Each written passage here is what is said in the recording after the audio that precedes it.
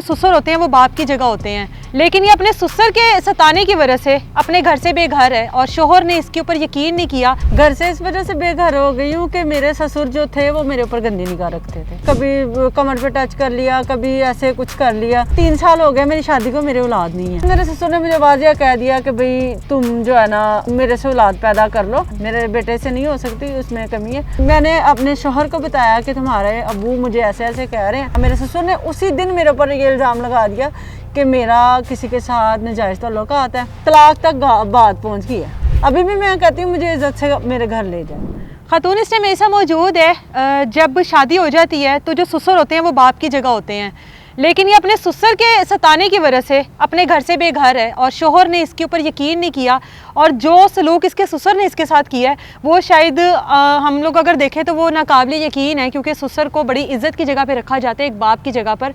बाकी का मामला इसी से जानते हैं क्या हुआ है। कितने साल हो गए शादी को आपकी? मेरे 3 साल हो गए शादी को। तो क्या पसंद की शादी की है? हाँ, मैंने पसंद की शादी की। तो क्या हुआ, घर से क्यों बेघर हो गई हो आज? घर से इस वजह से बेघर हो गई हूँ कि मेरे ससुर जो थे वो मेरे ऊपर गंदी निगाह रखते थे। किस तरह से आपको उन्होंने ये शो करवाया कि गंदी नजर रख रहे हैं?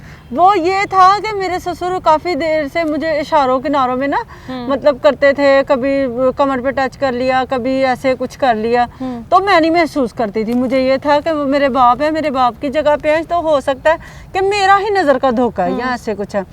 लेकिन जब मेरे ससुर ने वाजिया बातें मेरे साथ की है ना, तब मुझे ये चीज़ पता चली है कि मेरे ससुर मेरे साथ कुछ। क्या वाजिया बातें करने की कोशिश की उन्होंने? मेरे 3 साल हो गए मेरी शादी को, मेरे औलाद नहीं है। अच्छा, ठीक है, ठीक है। तो मेरे ससुर पहले तो मुझे ये कहते रहे कि मेरे औलाद क्यों नहीं है, तुम मेरे बेटे को अच्छा नहीं समझती, तुम उसके साथ सही तरीके से नहीं बैठती, तुम उसको अच्छा नहीं समझती, तुम मतलब कि ऐसी बातें की। शिकायतें, मतलब शिकायतें कहा, ठीक है।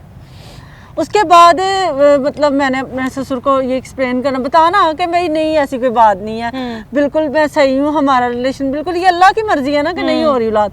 तो उन्होंने कहना नहीं नहीं कोई मसला है, कोई बात है। तो फिर उन्होंने कभी मुझे कमर पे, कभी टांगे मैंने दबाना, तो ऐसे उनको मतलब इशारे किनारे थे। लेकिन मैंने कभी नहीं सोचा ये बात, क्योंकि मेरे मियाँ काम पे चले जाते हैं, तो मैं सारा दिन अपने शौहर के साथ ही, ससुर के साथ ही घर पे रहती हूँ। ठीक है। तो उसके बाद मेरे ससुर ने मुझे वाजिया कह दिया कि भाई तुम जो है ना मेरे से औलाद पैदा कर लो, तो उधर से नहीं हो सकती, मेरे बेटे से नहीं हो सकती, उसमें कमी है, तो तुम मेरे से कर लो। अच्छा, ये ससुर की तरफ से था? हाँ, ससुर की तरफ से। अच्छा, फिर बस ये मैंने अपने शोहर को बताया कि तुम्हारे अबू मुझे ऐसे ऐसे कह रहे हैं। तो उन्होंने मुझे कहा कि भी मेरा अबू नहीं ऐसे कह सकता, मुझे मारा। मेरे ससुर ने उसी दिन मेरे ऊपर ये इल्ज़ाम लगा दिया कि मेरा किसी के साथ नाजायज़ ताल्लुक आता है। मेरे पास मोबाइल फ़ोन नहीं है, ठीक है। उसने कहा मेरे नाजायज़ ताल्लुक आता है, मेरे किसी और के साथ लिंक वास्ते हैं। तो मेरे ससुर को ये पता चल गया, उसकी वजह से मैं इल्ज़ाम लगा रही हूँ।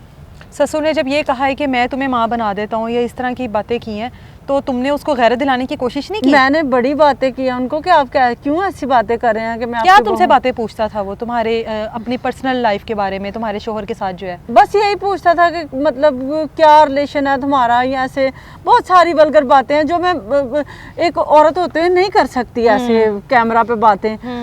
मुझे शर्म आती है वो बातें करते हुए भी।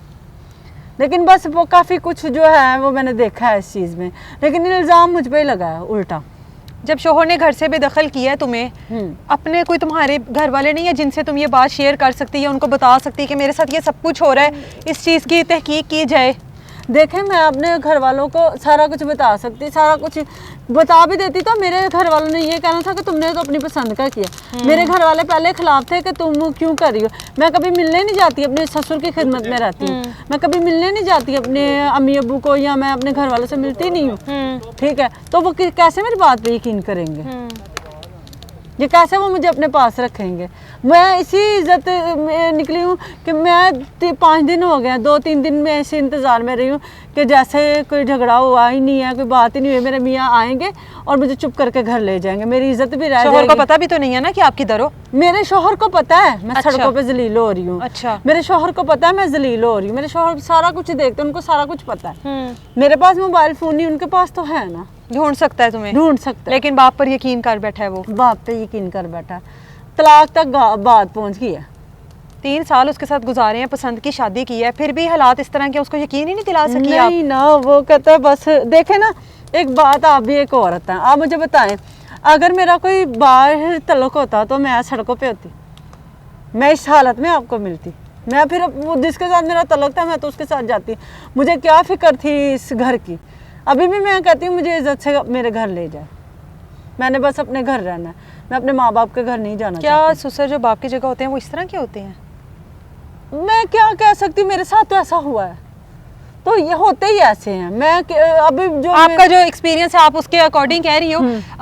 यहाँ पर सबकी बात नहीं हो रही है, लेकिन जिसका जिस तरह का एक्सपीरियंस होता है वो उस तरह की बात करता है और मामलात की तहकीक कर लेनी चाहिए। बाज़ दफ़ा हम लोग जिन रिश्तों के ऊपर बहुत ज़्यादा एतमाद कर रहे होते हैं, अंधा एतमाद कर रहे होते हैं, वो लोग समझते हैं कि शायद हम लोग वाकई में अंधे हैं। तो इस तरह के रिश्तों पर अगर आपकी बीवी अगर आपको 3 साल से आपके साथ है और आपको बता रही है कि उसके साथ ये मामलात हो रहे हैं, तो एक दफ़ा इस चीज़ के बारे में इन्वेस्टिगेशन ज़रूर कर लेनी चाहिए थी कि शायद कहीं ना कहीं आपकी बीवी सच्ची ना हो।